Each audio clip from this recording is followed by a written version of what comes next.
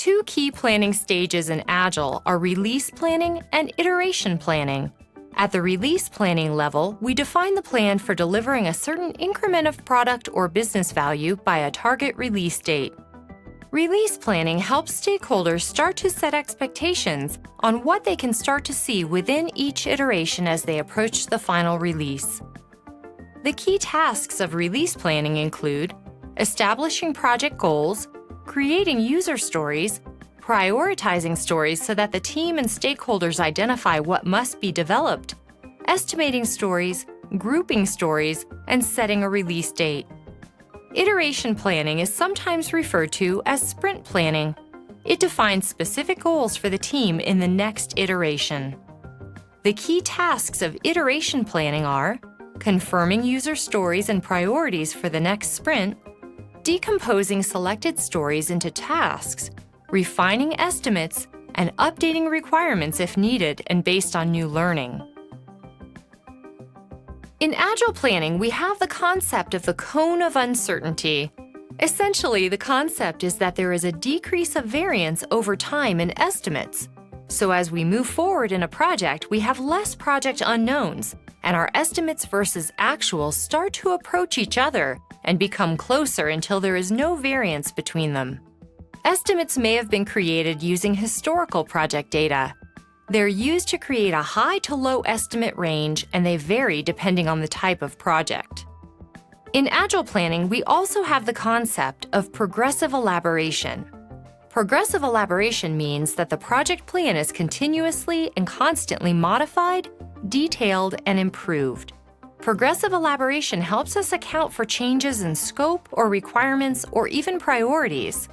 Progressive elaboration is performed throughout the project lifecycle, and it allows the project to be managed to a greater level of detail. So as the project evolves, we're actually able to manage better because we understand more detail about the requirements, about the users, and about how they're going to use our product. In the context of Agile projects, scope is defined as the extent of the work that needs to be completed in order for a project to be considered complete. Over time, scope usually increases. Scope is likely to change over the course of a project because requirements change, and because requirements are refined as the project progresses.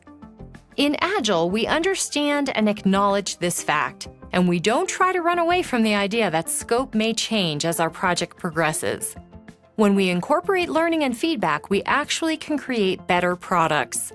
Ultimately, our goal is to create the best products for our end users and for our stakeholders. Scope can be controlled by continually maximizing value for the customer, such as by minimizing waste and increasing effectiveness of teams. Scope creep is another concept in project management. Scope creep is uncontrolled change to a project which can result in delays or higher costs. Scope creep should not be confused with controlled change, which is accepted and even encouraged if it adds value for the customer. We must avoid scope creep by introducing change in a managed way that considers the impact to other parts of the project and is agreed to by the customer and key stakeholders. So what do we do if our budget and schedule are fixed, but we want to introduce a new feature or requirement? We may decide to sacrifice a less valuable feature to make room in the budget and schedule for this one. This is one way to prevent scope creep. In summary, two key planning stages in Agile are release planning and iteration planning. The key tasks of release planning include establishing project goals, creating user stories, prioritizing stories so that the team and stakeholders identify what must be developed, estimating stories, grouping stories, and setting a release date.